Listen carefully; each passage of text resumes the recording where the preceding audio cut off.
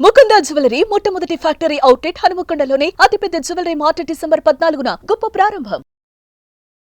జై శ్రీకృష్ణ. ఆండాల్ తిరువడిగలే శరణం. అప్పుడే తిరుప్పావైని కనుక మనం ఒక 3 భాగాలు చేస్తే మొత్తం 30 అవాసరాలు కదండి. 30ని 3 భాగాలు చేస్తే 10 + 10 + 10 అనుకోవచ్చు. కనుక 3 భాగాలలో ఒక భాగం అయిపోయింది, రెండవ భాగంలోకి మనం ప్రవేశిస్తున్నాం. ఇలా కూడా సంతోషంగా మనం ముందుకు ప్రయాణం చేయొచ్చు రెట్టించిన ఉత్సాహంతో. ఈరోజు పాసురాన్ని చూద్దాం. కత్తుక్కరవై కణంగళ్ పలకరందు. ఏంటబ్బా కత్తులు పట్టుకున్న వాళ్ళు ఉన్నారు అనుకుంటున్నారా? అవును, ఈ గోపిక యొక్క పుట్టిల్లు, ఆ అన్నదమ్ములు, వాళ్ళు గొప్ప పరాక్రమవంతులు అన్నమాట. మళ్ళా చూద్దాం పాసురం.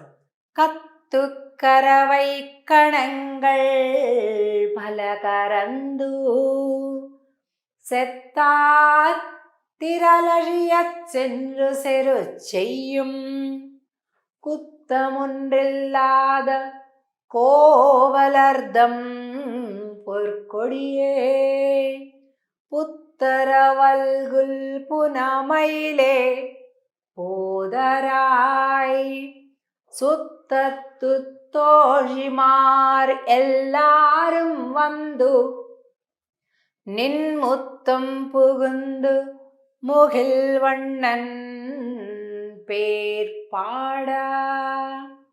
சித்தாதே பேசாதே செல்வ பெண்டாட்டி, நீ எத்துக்குறங்கும் பொருள் ఏలోరింబావాయ్.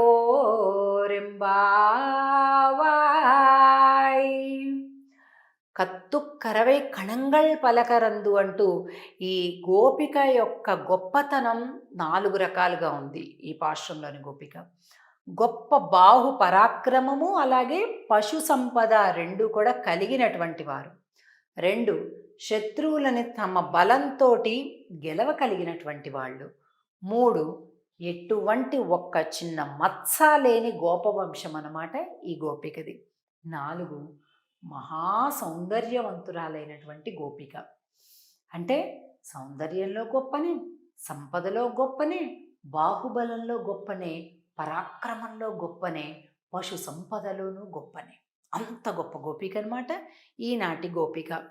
కత్తు కరవై కణంగళ్ పలకరందు, అసంఖ్యాకంగా గో సంపద కలిగినటువంటి, అంటే అసలు ఎంత కుదరటం లేదంటే ఆ దూడల్ని విప్పితే అవి వచ్చేసి పాలు తాగుతాయి, కానీ ఇప్పే తీరిక కూడా లేదు ఎవరికి కూడా. అట్లాగే పాలన్నీ కూడా నేల మీద పారి ప్రవహిస్తూ ఉన్నాయంట. పలకరందు సెత్తార్ తిరలజియా అంటే వెనుతీయని భుజ బల పరాక్రమం కలిగినటువంటి అన్నలంటాడు. యుద్ధం అంటే చాలా అలా పరిగెట్టేస్తారట.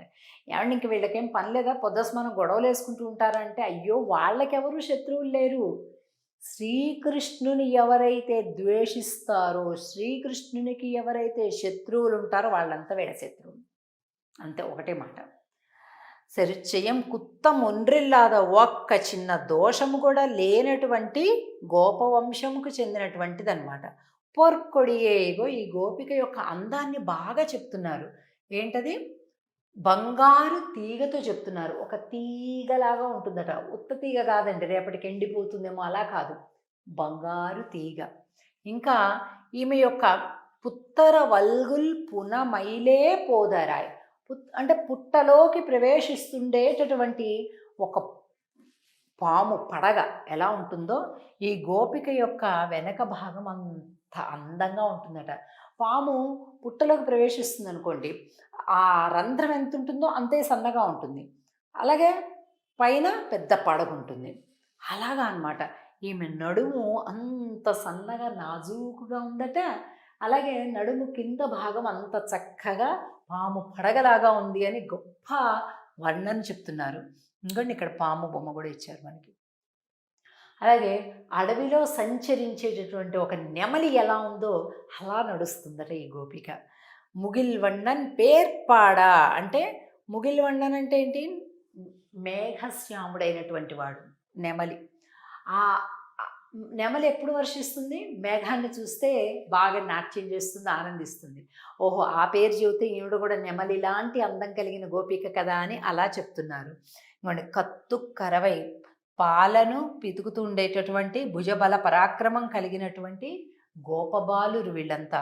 ఈమె సోదరులనమాట. ఈవిడేమో నిద్రపోతుంది. అక్కడ నెమళ్ళని గురించి పాడుతున్నారు. ఇక్కడేమో పశువుల యొక్క క్షీరాన్ని తీస్తున్నారు.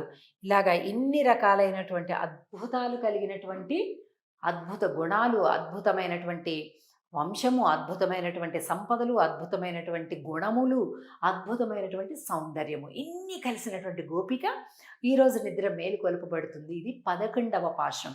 ఎంత అద్భుతమైనటువంటి సౌందర్య గుణరాశి అయినటువంటి ఈ గోపిక ఎవరైతే ఉన్నారో భుజబల పరాక్రమంలో సాటి లేదు, విద్యలో సాటి లేదు, సంపదలో సాటి లేదు. ఏంటండి అసలు ఈ గోపికకు ఉండేటటువంటి గొప్పతనం అంటే మచ్చలేనటువంటి కుటుంబం అట, మచ్చలేనటువంటి వంశం అట. అది ప్రధానంగా చెప్తున్నారు. మనం గమనించినట్లయితే 6వ పాశ్రంలో మొట్టమొదటి గోపిక నిద్ర మేలుకొలబడింది. 6, 7, 8, 9, 10 ఇప్పుడు 11 అంటే ఈరోజు 6వ గోపిక అని అర్థం అన్నమాట. ఒక్క విషయం మనం అర్థం చేసుకోవాలి. ఒక గోపికను మేలుకొలిపారు అంటే ఒక్కళ్ళే గోపిక అని కాదు అర్థం. అటువంటి లక్షణాలు కలిగిన అనేక మంది అందరూ కూడా వచ్చేసేసారు అని అర్థం అన్నమాట. ఇంకొక రోజు మరొక గోపికని మేలుకొలుపుతుంటే అలాంటి లక్షణాలున్న అనేక మంది వచ్చేసి జతలోకి వచ్చారు అని అర్థం. అంటే మనకి ప్రధానంగా అర్థం చేసుకోవాల్సిన విషయం ఏంటంటే భగవత్ కార్యాన్ని, శుభకార్యం, సమాజ కార్యం, ధర్మ కార్యం చేసేటప్పుడు వాళ్ళకు కూడా ఇంత గొప్ప రిజల్ట్ రాకూడదు, మనం ఒక్కళ్ళమే చేసేసుకుందాం, వీళ్ళకి చెప్పకూడదు, వాళ్ళకి చెప్పకూడదు, ఇలా ఉండకూడదు. మనము గొప్పగా చేసుకుందాం, కలిపి చేసుకుందాం, అందరం ఆనంద ఫలాలు అనుభవిద్దాం, అందరం పరమాత్మని పొందుదాం. చూసారా, ఇప్పుడు ఆండాళ్ళకి పరమాత్మని భర్తగా పొందాలనుంది. నేను ఒక్కదాన్ని చేసుకుంటాను, కూర్చొని చేసుకుంటుందా? లేదు, అందరినీ కలుపుతుంది. అది కదా మనం చేయాల్సింది.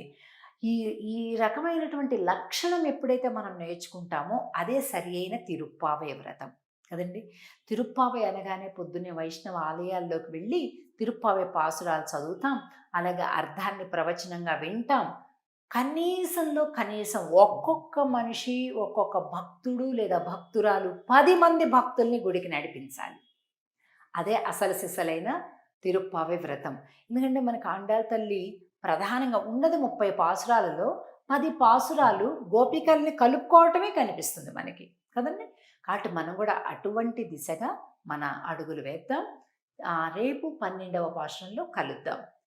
ఆండాల్ తిరువడిగళే శరణం. జై శ్రీకృష్ణ.